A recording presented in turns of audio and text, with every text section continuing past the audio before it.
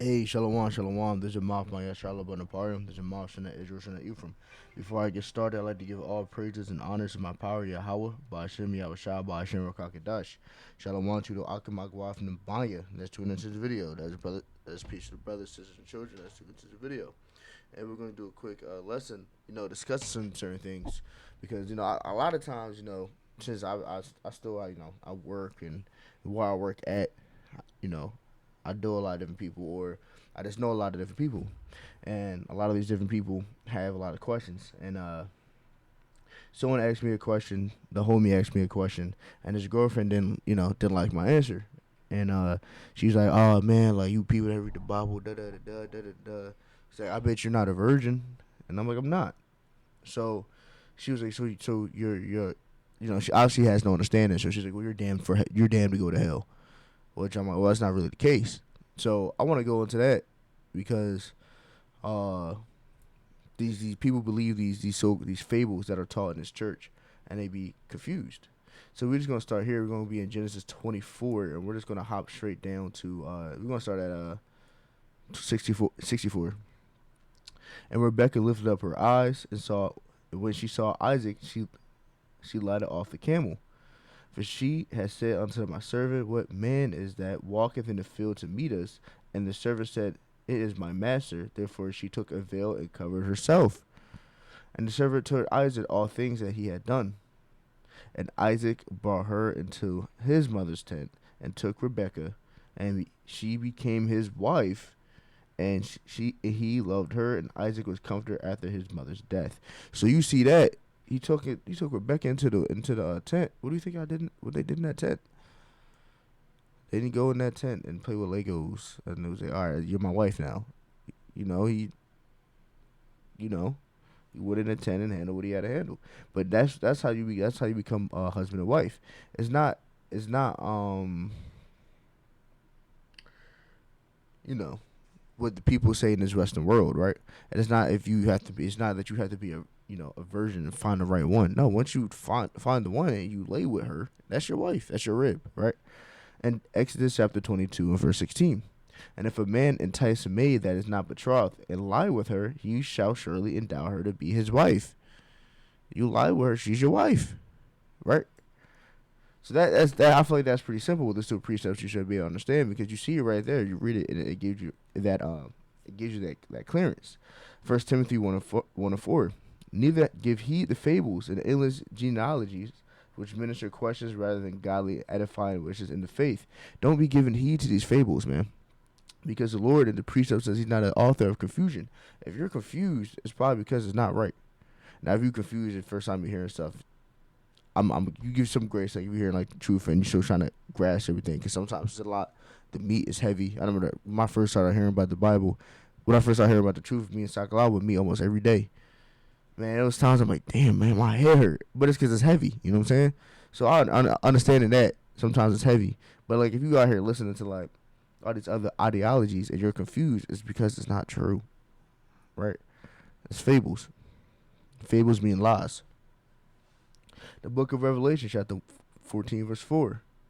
So we're gonna let's first of all let's indulge on that. Because now we understand that you know marriage is not what people make it to be. What they make it now, right? Marriage is when you lie with a woman, right? Marriage is when you lie down with a woman. That's what would make her your rib. So now people are like, well, they talk about the virgins in the Bible, so explain that. So let's dive on that so we can clear both sides up, so there is no confusion.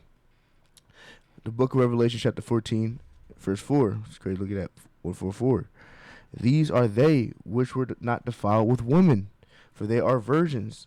These are they which follow the Lamb whithersoever he goeth. These were redeemed from among men, being first fruits unto the power and to the Lamb. So people will see that as like, well, they're not defiled with women and they're virgins. So what are you talking about? So there are men that won't deal with women, won't just be virgin their whole life. I don't know a man like that, but I forgot what they're called.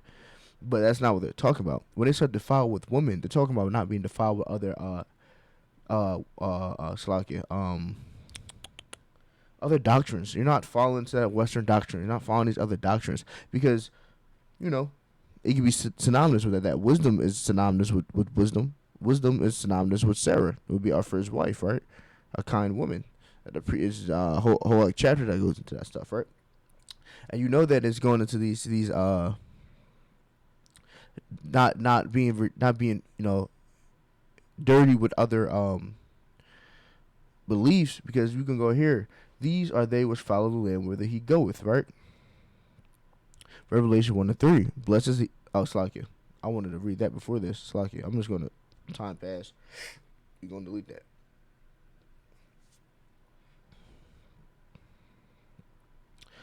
John 10, verse 27.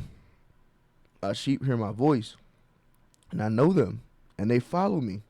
Right?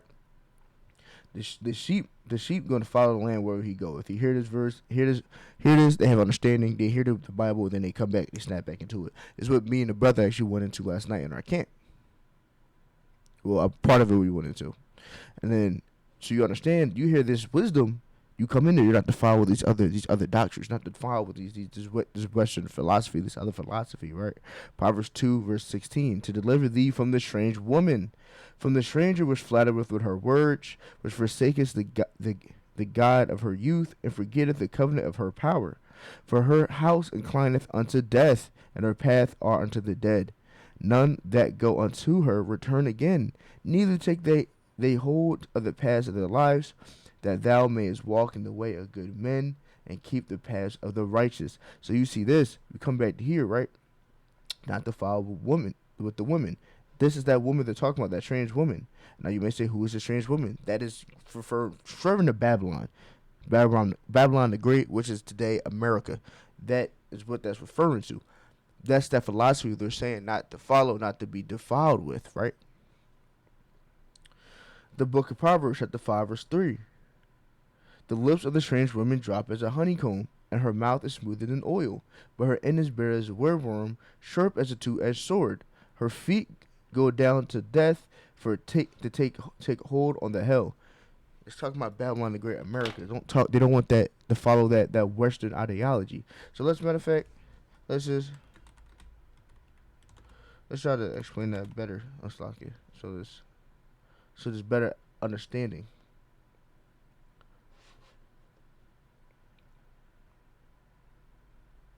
That is Revelation chapter 17, verse 16. And 10 horns were sawless upon the beast. These shall hate the whore, shall make her desolate and naked, and shall eat her flesh that burn her with fire. This whore is like riding on top of the beast, right? The beast and the horns that goes into NATO and EU, right? Now that's a whole nother. I don't write this out. I'll be able to bring a lesson to. That's another breakdown though. But cause that's gonna be a lot to break down. That's very heavy.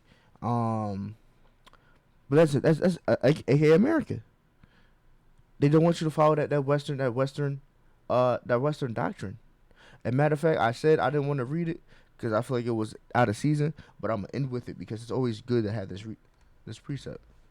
So we're gonna end with it. So I thought it was out of season, but it's gonna come back in. So Book of Revelation chapter 1 verse 3. Blessed is he that readeth, and they that hear the words of prophecy, and keep these things which are written therein, and the time is at hand. It's very important that you read. You can't just go here and listen to what people say, because now you believe about you got different understandings, thinking, or divergent stuff, or there's a whole many other things that we could talk about that you won't know because you just listen to people speak, or you're in that JC juice, It's not a good way to be. You know what I'm saying? The book of Nehemiah 8:8. So they read the book and the law of the power distinctly, and gave the sense and caused them to read understanding. You're gonna really investigate, really read this book and trying to understand. So these things are not catch you off guard. They're not